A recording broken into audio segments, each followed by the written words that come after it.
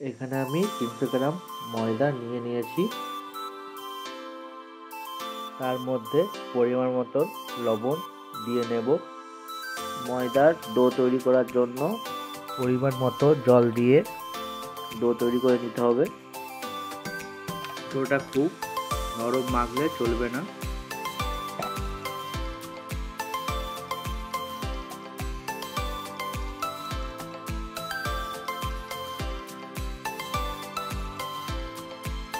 ডোটা ঠিক এরকম হবে। এবার চলে যাব পরবর্তী স্টেপে। 1 কাপ সোয়া বড়িকে গরম জল দিয়ে ভিজিয়ে রেখে দিতে হবে 4 থেকে 5 মিনিট। এখানে আমি কিছু উপকরণ নিয়েছি: বাঁধাকপি, কাঁচা লঙ্কা, আদা রসুন, বিন কড়াই এবং পেঁয়াজ কুচনো।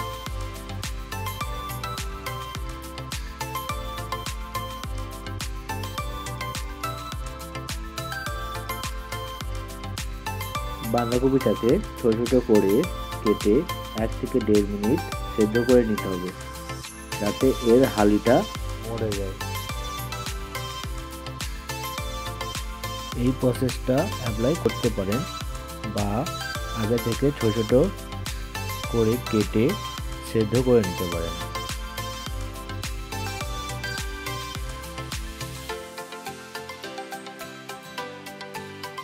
ঠিক একই পদ্ধতিতে সোয়া বড়িগুলোকেও কুচো কুচো করে নেব।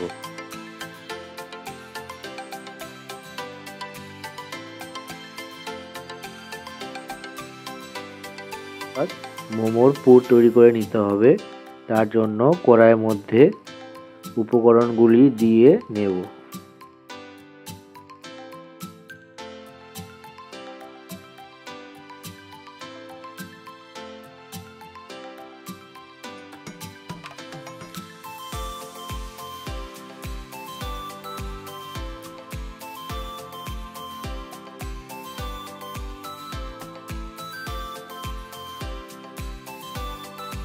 কিছু গুঁড়ো মশলাও দিয়ে নিতে হবে: হলুদ গুঁড়ো, লঙ্কা গুঁড়ো,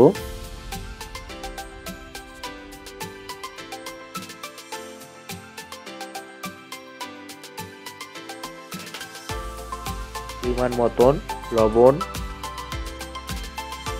সাথে জিরে গুঁড়ো ও ধনে গুঁড়ো।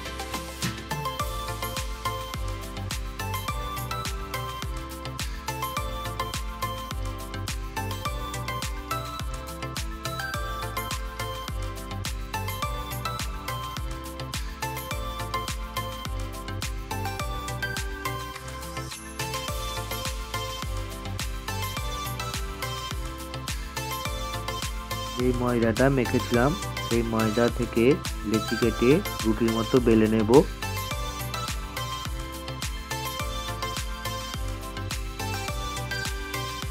বেলা হয়ে গেলে গ্লাস দিয়ে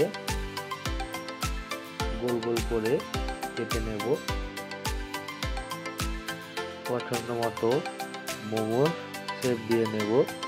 যে যেমন পারেন সে তেমন মোমোর শেপ দিতে পারেন।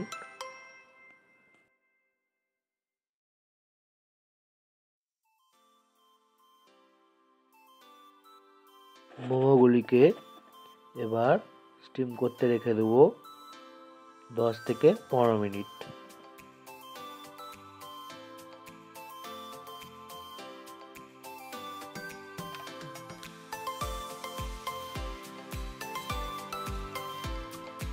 আমাদের হেলদি ও টেস্টি সোয়া মোমো।